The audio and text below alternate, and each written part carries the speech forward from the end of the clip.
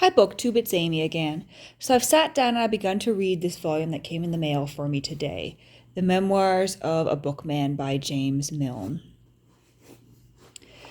So this is divided into a series of chapters, but it's interesting because on the top of the page where the chapter headings would normally be, we have changing page headers within the chapters based on subject, because these chapters are really sort of all over the place. It's not a very cohesive work, I'm going to say, but it's very interesting to read as he hops through these subjects and through these anecdotes. So he's talking about, at this point, his experiences and the stories that he heard as a young man when he first came into, I guess, London Literary Society in the 1890s.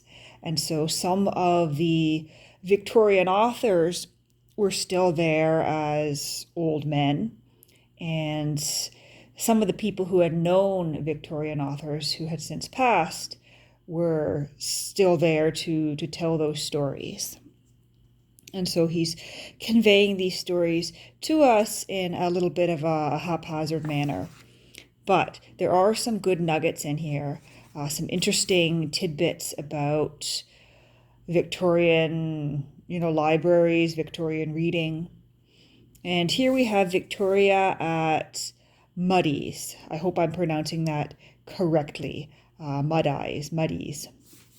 He says, here was a mid-Victorian literary salon to which grand ladies came for their reading and to show each other their latest crinoline gowns and poke bonnets. What a contrast to such circulating libraries, morbid reservoirs of dry and old-fashioned novels, as there had been before Mudie's, struck out on a spacious high-grade scale. Nothing could be more reminiscent of Victorian society than the picture of its drawing up in carriages, Victoria's, phantoms, or dog carts at Mudie's door, sweeping in upon the counters and shelves, and emerging again, followed by flunkies carrying loads of the newest books, majestic 3-volumers, stately biographies, and perhaps a few yellow backs to nestle with them in the arms of the yellow plush liveries. And a few pages before this, he explained what yellow backs were, at least in part. I'm still not sure I would know a yellowback if I saw it, but a yellowback was described as a reprint of an earlier book, and it often had like a yellow back to the book. And I think these were sort of either backlisted titles or books considered of a slightly lower quality that these ladies are reading. If you know what a yellowback is, be sure to tell me, because it's not entirely explained properly here, apart from the fact that the book itself has a yellowback. So he goes on, it was almost as much an afternoon duty as a drive to Rotten Row, and often perhaps the one was a part of the other. For as has been said, women, well, you know what women are. One wonders if any of the fashionable ladies in blue stockings of those years were ever taken over his catacombs by Mudie. Deep and dark below New Oxford Street, they were at a stricken field, mutely proclaiming the contribution his library and others like it have made to English reading down generations. Cellars over which the traffic of London rumbled duly, and they stored countless books that had gone out of action. You felt as if you were dripping into the catacombs of Rome, where the early Christian martyrs sleep in shelves above each other.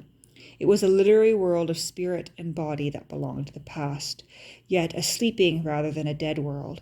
What an endless stream of books had flown through this underground storehouse, coming, resting a while, going out again, perhaps to be sold in a second-hand way, or made into pulp for new paper.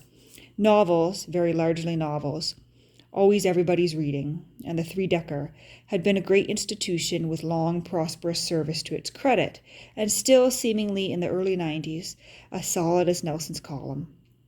And then it crashed, another highlight in our story of the influences which molded the present Georgian literary realm.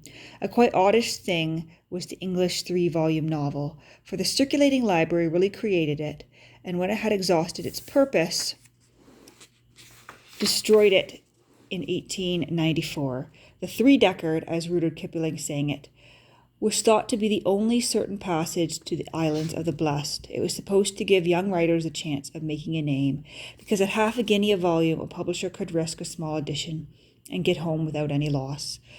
That, no doubt, was an artificial premium on literary work, but the architecture of the three-volumer itself was artificial.